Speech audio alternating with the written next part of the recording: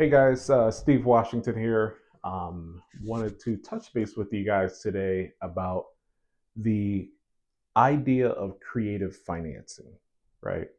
So, creative financing is think of traditional financing. Let's maybe start there.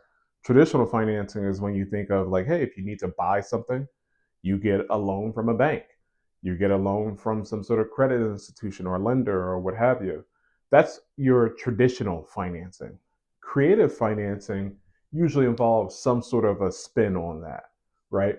And so, what I want to specifically talk about today is seller financing as a form of creative financing in the umbrella of real estate investing, right? So, did you know that uh, according to the data, one third of all properties across the US are owned free and clear, meaning the owners don't owe anything on their property, they own it outright. And so, what that does is when that owner then decides that they want to sell that property, they have the right to accept payment in any form that they want, meaning they can accept payment in a form of cash. And that's what's, I would say, probably the vast majority of all sales. That's the way it takes place. Is they will list it with a real estate agent. Real estate agent will market the property. The purchaser will typically, if we're talking about single family homes, typically be just a homeowner looking to buy a property, and then the the homeowner will then get a mortgage, a loan from a bank, and then an appraisal will go through, inspection, the whole process. And then at the end of it, the homeowner of said property will walk away with a check, the person who sold the property, and then the buyer for that property will walk away with the new house plus a mortgage, a loan, a note saying that they owe the bank X amount of dollars, right? But it is possible for that bank to be cut out of the picture altogether. And so that's what we're going to talking about today in a form of seller financing. So let's take that same example and say that, you know, person, Mr. Home Seller, sells the property direct to Mr. Home Buyer, right? Mr. Home Seller sells that property for $100,000. Technically, the home seller does not have to take that money in a form of cash. They can take that money in a form of an IOU. Let's just try to keep it as bare bones as possible, in a form of an IOU, and saying instead of Mr. Seller, or I'm sorry, Mr. Buyer, hope I'm making sense here. Instead of Mr. Buyer going and paying Bank of America $1,000 a month in a mortgage payment, they can take the same $1,000 and pay the seller directly. So after month one, they'll have paid 1,000. After 10 months, they'll have paid 10,000, so forth and so on.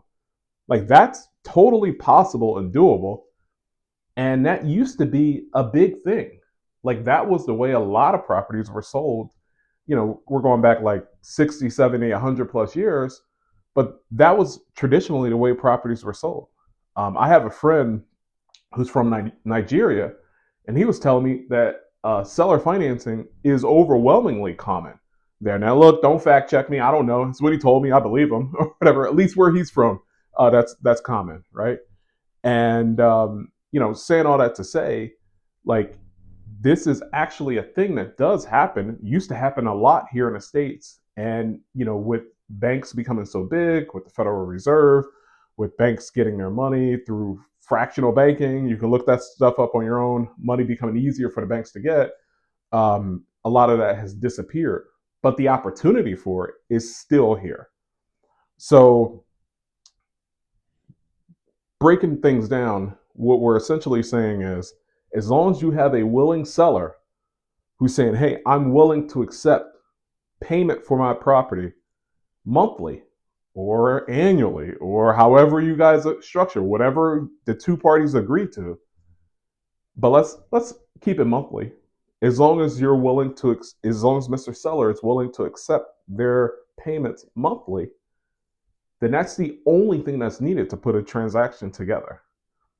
So now I guess, elephant in the room, if you will, is, well, why would a seller do that? Why would they take their money monthly instead of taking their money in one lump shot, right? And so the answer is that probably most sellers wouldn't. Most sellers, one, just they're not thinking in that wave. That's not their thought. That's not their plan. And so it's fair to say that most sellers probably would not do that, right? However, I mean, how many houses do you need to buy? If we're talking about like a personal residence, you only need one. And if you're talking from an investment standpoint, depends on what your goals are. But even if 90% of, say, property owners wouldn't do it, if 10% would, that's enough to buy, again, your one residential home, if we're talking about residential, and or that's enough to buy an entire portfolio worth 100, 200, plus properties for your own personal real estate investment portfolio. 100% possible. So the question then becomes, well, who would do that? And then who would do it and why would they do it? And I think that there are two sides of the same coin, if you will. So the type of seller that would do that, or why a seller would do that, will be one of a few reasons. One that comes to mind is there's actually tax benefits of taking your money that way, depending on what your situation was. So if you don't know this, if a property is your primary residence, then you don't have to, and again, ask your accountant, all the things, disclaimer, I'm not an accountant, whatever, but you don't have to generally pay any taxes on a property if you've owned it for at least, I want to say I believe it's 2 years, maybe one, but at least no more than 2 years. And if your sale price is less than like a certain amount, again, don't quote me. I want to say it's about $250 for a single person, $500 for a couple. So you don't have to pay taxes on like your gain under those circumstances, right?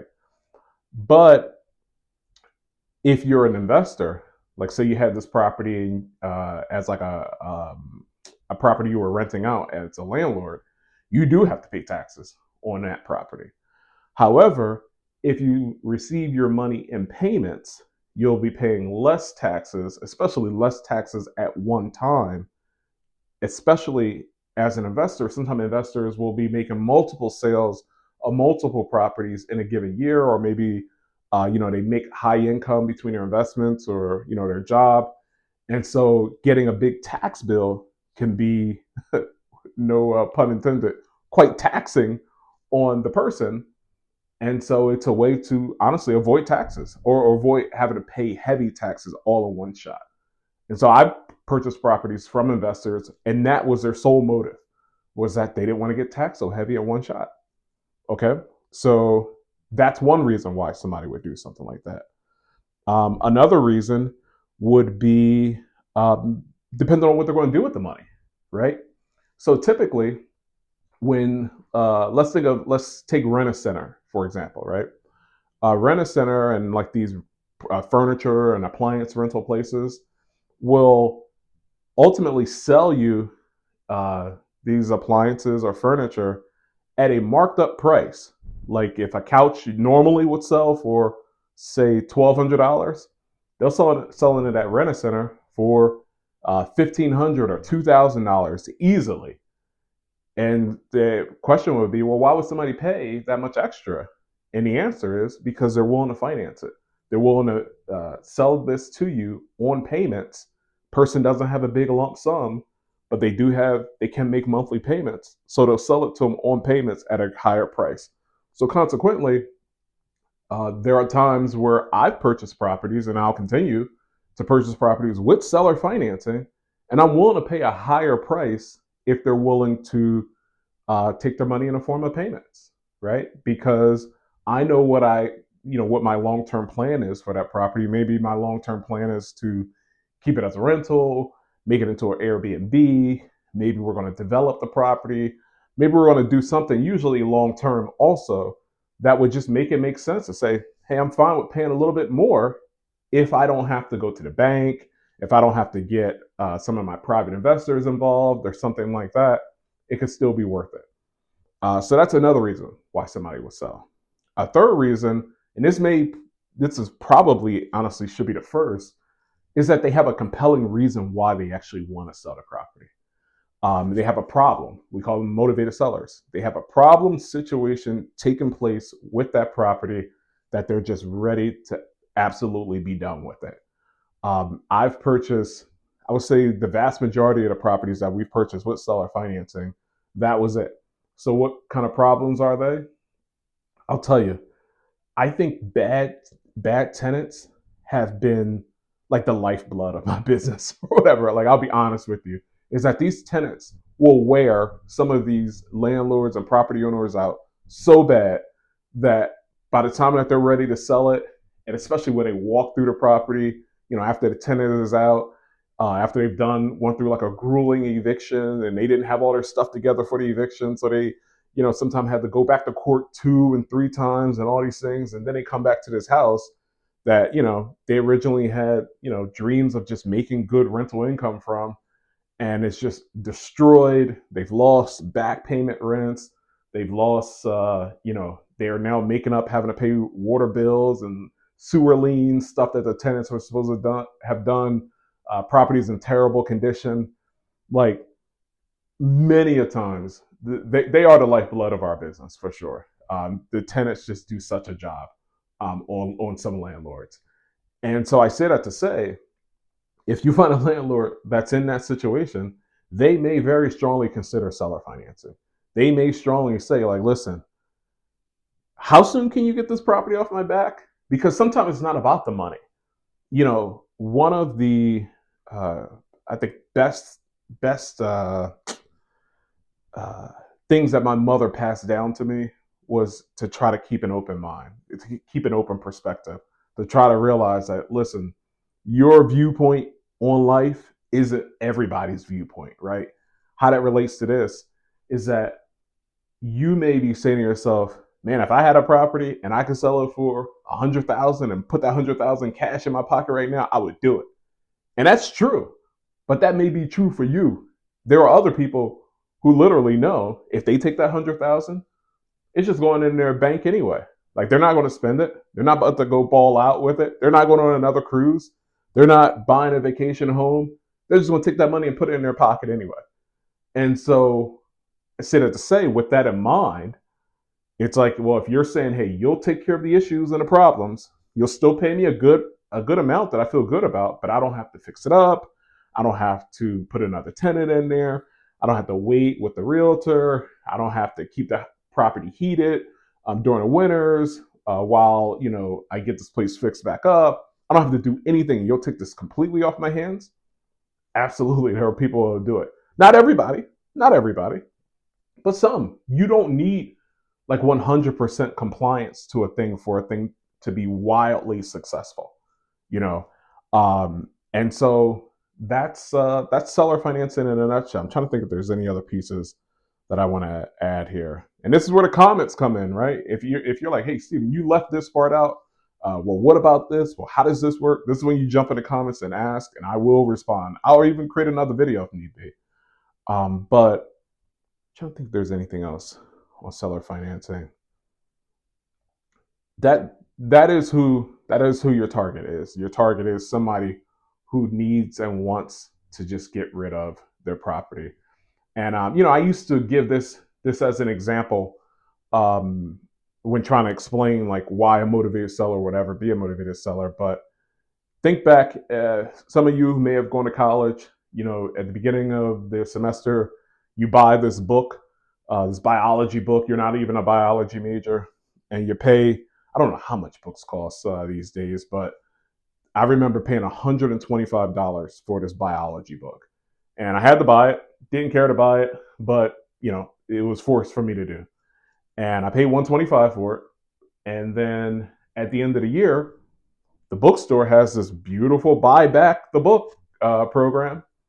And so you take it back to the store, and I'm like, okay, great. Bought this book for $125.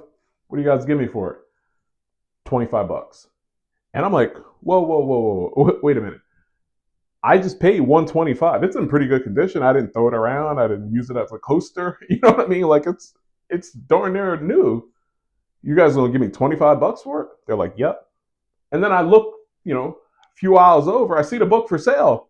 They're selling it for 75, 80 bucks used. And I'm like, wait, you guys give me 25 bucks for it. I paid 125, but then you're going to sell it again for 75, 85 bucks? Like, who does that, right? And they're like, look, you don't have to take it. Take it or leave it. If you don't want to, keep it. Sell it yourself, whatever. You know what most of those students do? Sell the book back 25 bucks. And that's just it. Why do they do that? Speed and convenience. They're like, look, I'll take this 25 bucks. It's over. It's done with. It is what it is. I'm able to move on with my life. It's just not that important. You can argue all day that they should sell it on their own. They should sell it on eBay. I don't know what the used books markets are like, but I'm sure there's tons of usedcollegebooks.com of some sort. Like, you can do that. And people probably should do that. But in the spirit of speed and convenience, I just want to be done. That's what they do. People do it in used cars all the time. They'll take their car, they'll trade it in. You know that you're not getting top dollar with the trade in. There's nobody who's wondering, like, are they giving me top dollar? Are they giving me the same amount that somebody who's going to buy it to, have as their personal vehicle? You know that. But I don't know what the percentage is, but I would say maybe 80% of people trade their car in when it comes time. So I say that to say, as just a few examples, that this concept is not foreign. People do it all the time in all different industries. And I'm here to tell you that it happens 100% in the real estate industry as well. When you find the right seller, you find a seller that's got a beautiful home, they put all this rehab money into it, they don't have any problems going on, whatever, they're not your guy. If you find a seller that's got a bunch of drama going on with their property, listen, they know what you're doing. It's, again, nobody's dumb. Everybody's aware these days. Everybody's got access to YouTube, Zillow. Everybody knows what a realtor is. Like, there's no hidden data. People know, but somebody who's got a big enough of a situation says, you know what, toss you the keys, I'm out. So that's seller financing. Hope you guys got some value out of this. If you did, I'm going to keep these videos coming. The only payment I ask from you guys, like, subscribe, comment, share this with a friend. I'm even open to, if you got pushback in the comments. Let me know. Let's talk. All right. Have a great day, guys.